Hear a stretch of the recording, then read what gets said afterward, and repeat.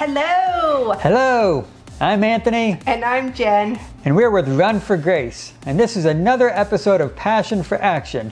This is a show where we spotlight those who are using their passion for health, fitness, or running to make A positive impact in the world. Yep. In this episode, we are talking to David Levine. He is the head coach for Los Angeles Roadrunners. Yep, which is the official training program of the LA Marathon. And he's going to talk about how he got started running, what led him to coaching, and some easy tips to help you become a better runner. So let's jump on in and meet Mr. David Levine. Mr. David Levine, the new head coach of the LA Roadrunners. Thank you for joining us on the Passion for Action show. We are so honored to have you. I thank you for your interest. I'm honored to be with you guys. Yeah, so you're in Thanks. Santa Monica, California. You know, we live in Antelope Valley. So going from 100 degrees sun to 50 to 60 degrees was a total shock to me. And I was like, I could do this every day. I mean, because I could probably finish a run and not be sweaty out there. Oh, well, there is something to that, I suppose. It's 60 degrees to whatever. Yeah. I've been coming west on the 10 freeway, and, you just hit a cloud layer. It's just this big cloud. It's like bright sun and then darkness. It's strange. Yeah. Living not far from the ocean, yeah. But we have a lot to unpack here, so we don't want to, because you have a lot going on, so we don't want to take up too much of your time, but we're going to start from the beginning. How long have you been running, and what motivated you to get into the whole coaching aspect of it? I remember being this nerdy, glasses wearing, skinny kid, lanky kid, I mean, by the way, I am promoting and trying to get people to become nerds. Yes. Wear glasses, it's cool, In high school, once they had to run around the track for a gym class or whatever, and I found suddenly I beat the whole football team. Wow. And supposed to be sprinters, and I had no endurance back then. I had, but I had that ability, I suppose. But I really didn't start doing distance or anything competitive at all.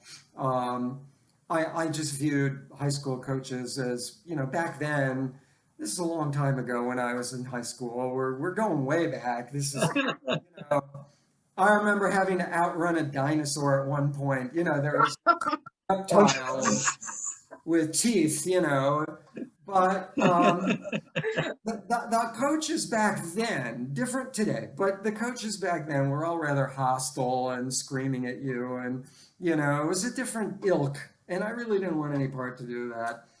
But then I was dating a girl. This is 25 years ago. I started running with this girl. My first run was 6 miles. And I finished it easy. And I loved it. I just went out in the rain and ran 6 miles. My feet were hitting puddles and we were soaking wet. And I stayed warm because I had a raincoat on, but I loved it. Maybe that's why I married the marathon woman that I married, because she can now beat me and it's okay. Wow. But that's where I started. Then I joined the Roadrunners. I got injured and I learned about how to deal with injury. They started listening to me and they thought, well, let's make him a pace leader. And one thing led to another. It was all by complete, utter mistake that someone said, hey, will you do this? And I said, sure. And next week they threw me a t-shirt and said, well, go ahead. I said, go ahead what? And they said, well, pace lead. I said, what do you mean? They said, lead the group. I said, lead the group? You mean like in the front? And they said, yeah, lead the group. Like I'm supposed to know this, And so I'm not ashamed of saying I was the worst pace leader of ever, all time. And I ran my group 5 I caught up to the back of group 4, and I was almost ran into, we were rounded a corner on Washington Street. I'll never forget this. I almost ran over a guy turning the corner, back of group 4, the group ahead of me, which is supposed to be 30 seconds ahead faster. Yeah. And also we started way behind them with time in between, get the picture. So I was running at least 5 seconds per mile, way too fast. Anyway, I was the worst.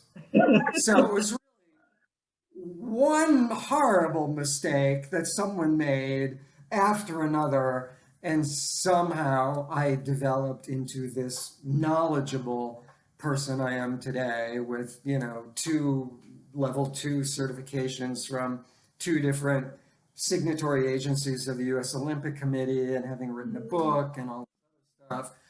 And it all ended up, everything ended up in the right direction. That's my story.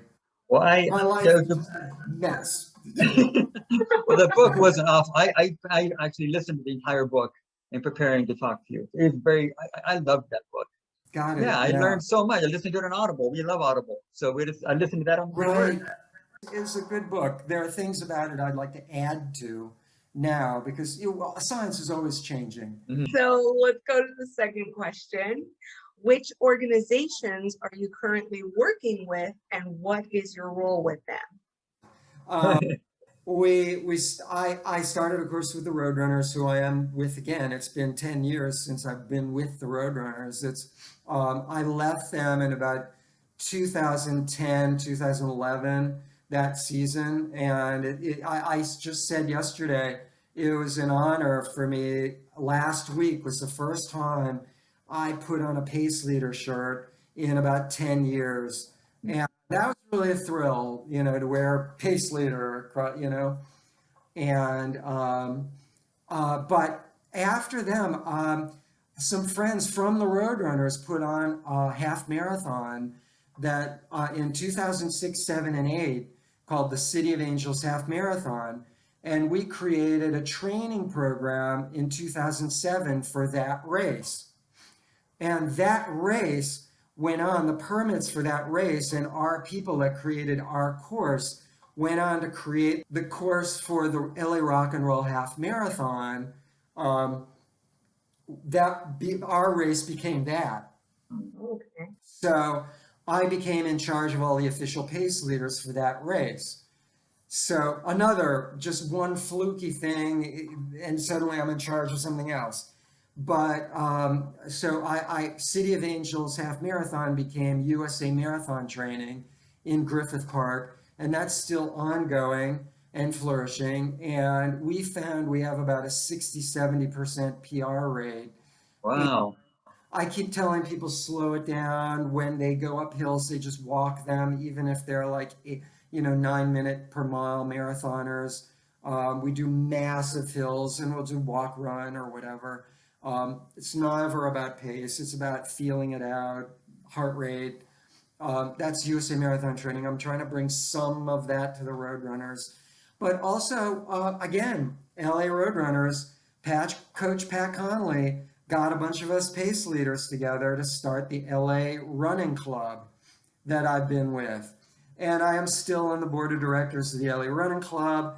And the USA Marathon Training tried to start a group in the South Bay, and that group ended up becoming South Bay Running Club, and I'm still on the board of the South Bay Running Club. So the LA Roadrunners, USA Marathon Training, South Bay Running Club, Los Angeles Running Club, that's kind of all these crazy things. Somebody somewhere said, hey, you'd be good for this. I really like it. And there's so many things that, I just saw an email to all the LA Tri Club saying we need people to help. It wasn't even to me, help with getting paratriathletes out of the water for this one race. So suddenly there again, I'm like learning how to get paratriathletes out of the water, because that sounded like the coolest thing, to me. So we'll use that to segue into the next question, and I'm pretty sure one of the answers is going to be fun. But can you name 3 quick tips to help the aspiring runner when they're starting off. And I wish I would have met you when I first started because I started off all the wrong way. So I would love to hear your 3 quick tips for the new runner. Well, quick is, as you may have guessed, not part of my vocabulary. So, I mean, I'm really going to try, I swear. I'm going to really try. Quick, yes. 3 quick tips. 1, slow it down. The biggest mistake so many people do, even in the LA Marathon, the LA Marathon can be an amazing race. It's the coolest thing. But people start out right out of the gate, going up that hill, right out of the starting line, out of Dodger Stadium. It's only like 0.2 miles, 0.2 miles, not even a quarter mile. It's uphill. And right away, they're charging up that hill, racing their heart rate. Their heart rates are too high. They're depleting their glycogen level right after they cross the starting line. You need to develop endurance. Endurance comes from low heart rate work, not high heart rate work. And as you do longer and longer race pace work, your heart rate goes up and up and up and up and up and up until you're no longer developing those things that we call endurance, which I could go on in great length. I could give you an hour lecture. See, quick is not. How to develop endurance and what physiological manifestations occur from what we call endurance, but low heart rate, below, slower than marathon race pace. That, slow down. That's Okay. build endurance. Number 2, the first paragraph, the middle of the first paragraph of my book, it says there are 2 rules to endurance athletics. Rule number 1, you need to have fun. Rule number 2, you need to, if you're not living up to rule number 1, you need to fix it so you're having fun. Okay. The reason being is if you're beating yourself up, if you get to a track run and it's not fun because you're just killing yourself doing this hard effort track run, obviously you don't have the endurance. So how do you get endurance? You go back to what I just said. Slow it down, volume of work, what we call in triathlon base training. You develop that. I can show you on a graph. You develop a longer base where even your heart rate is going up, but your stress levels stay at base level, right? Your lactic output, your lactate, which might define stress, isn't going up yet. It's staying base. A beginner, their lactate output immediately is going up. They have no baseline. You get the baseline just from slow it down, easy, comfortable, what we call conversational, talking like you and I are talking now, slow it down, develop that endurance, then go to a track workout, have a blast, because then it's fun, then you have the endurance. So that's 2 things. And Okay. one sort of had 2 rules. I don't really have a third. That's kind of it. All right. We'll take it. It's very informational and that's helpful. And I wish I would have met you because I'm one of those guys. When I first started, it was all about, you worry about pace, speed, and that's, that's a big deal of social media. That's all you see is speed. You don't want to hear anybody going slow. It's like, so I just learned this year during the pandemic to go slow.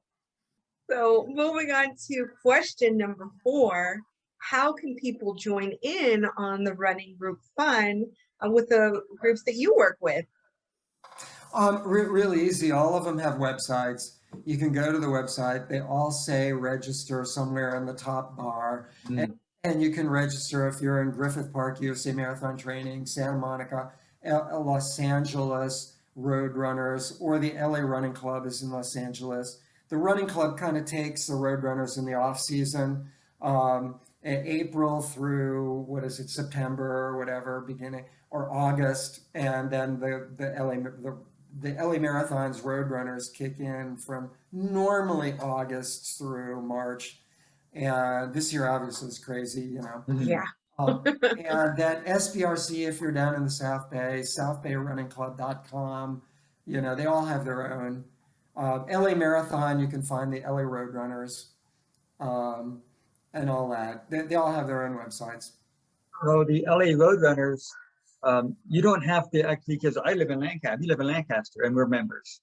You don't have to be there to be a member. You still get perks from being a distant member. Right. Well, there are different levels.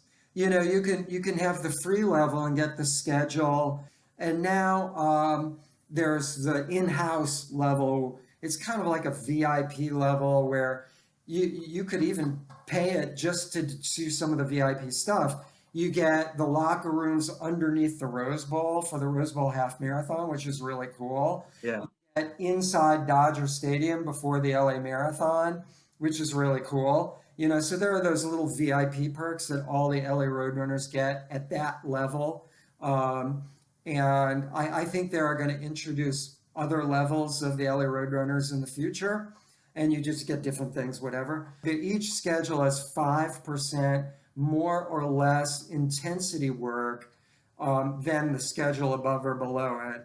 And it has to do with my theory that people who are slower because they're tighter and or weaker and more susceptible to injury, and therefore they need less high intensity work to keep them from getting injured. Okay. If you get faster people recover quickly. That's why they're faster, is they can do more volume and recover from it. And if you give those people that don't recover as quickly the same schedule, they get injured. Well, that's not going to help them any. So that's what all of those schedules are based on. I'm so, because this is my first time ever going with a training plan. I've done 5 LA marathons. I've just winged it each time, and they've all ended horribly each time. So I'm very. Oh, did you slow down toward the end of the marathon? Oh, I hit the wall horribly. The first one, I ran the entire thing, but I felt awful. At the end, I never wanted to do it again. Thank you for sharing all this stuff. We got one last question for you, which my darling is going to ask, and I can't wait to hear the answer to this one. Oh, no. All right. Can you describe your most challenging running moment and what you did to overcome it?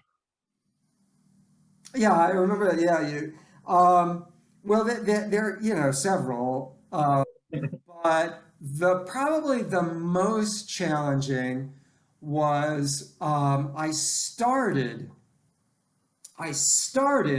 my marathon having hit the wall. Wow. I hit the wall from step 1. Oh, no. And totally glycogen depleted.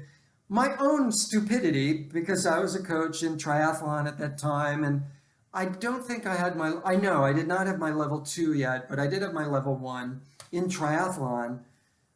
I don't even remember if I had my level 2 in USA Track and Field yet or not, but at any rate, I knew better.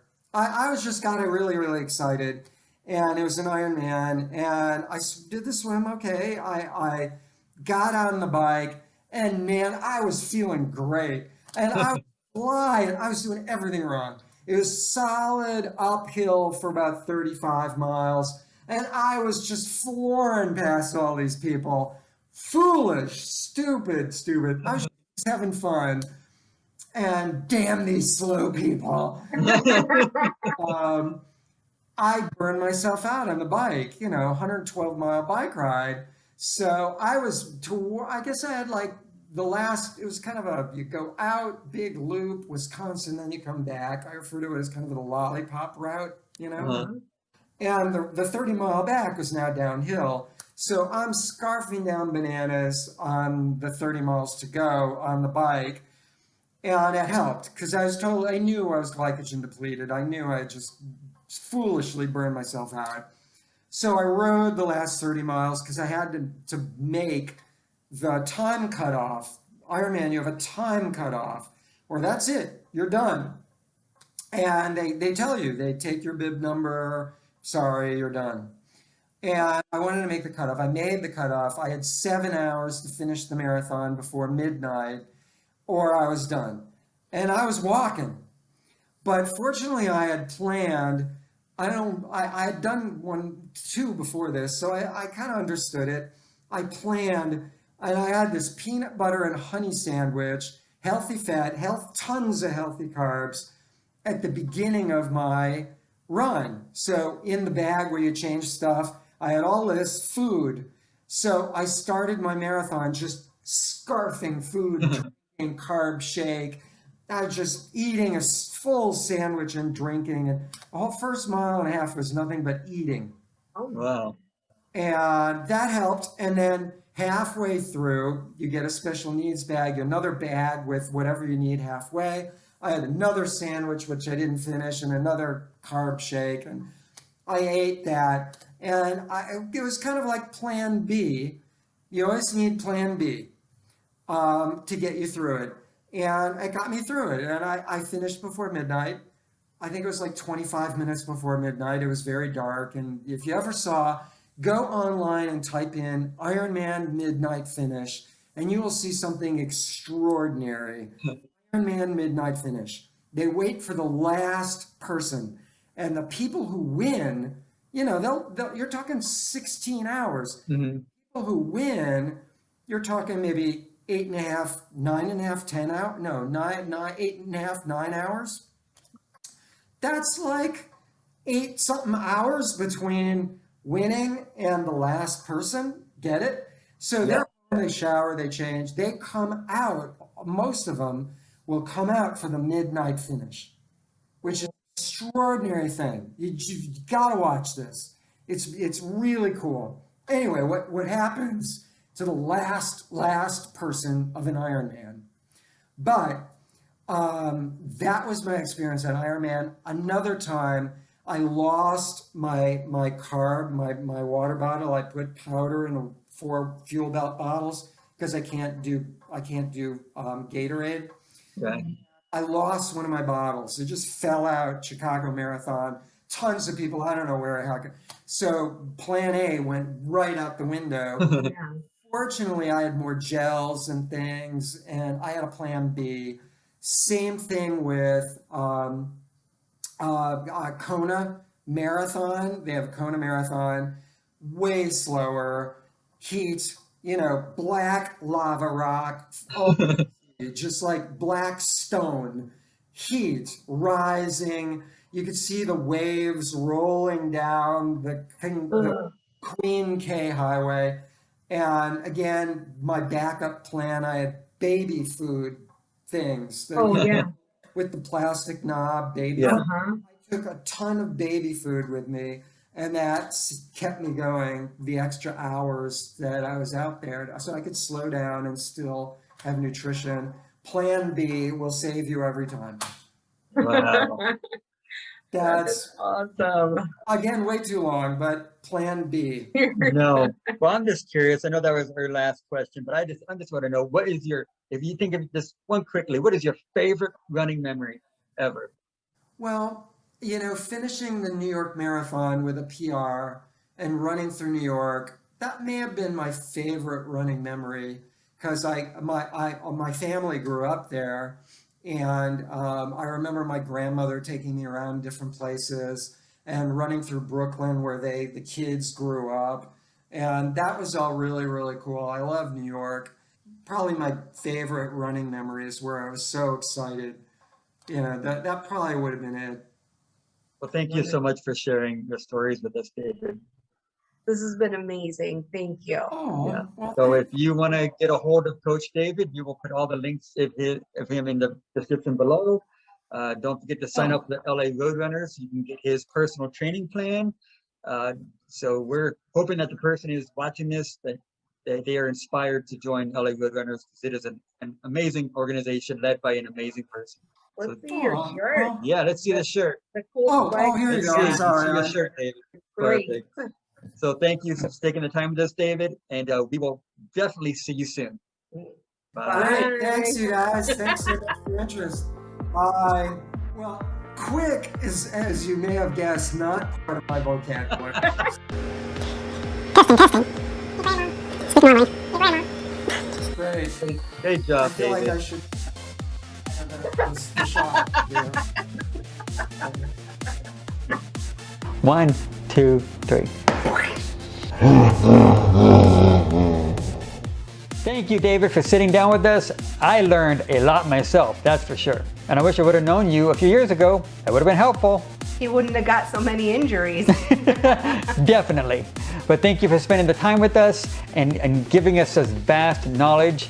And Thank you for giving me some insight on things that I can improve on to help my running journey when I can get back to it. yep, and we know that you're going to be an amazing asset to the LA Roadrunners. And I look forward to finishing this marathon strong with the help of your coaching. Do you know if somebody's using their passion for health, fitness, or running to make a positive impact? If so, we'd love to meet them. Yep, and if you got some value out of this conversation with Coach David, please hit that like button, leave a comment below, and hit that subscribe button. We would appreciate it. Until next time, Sending light, love, and happiness. mwah.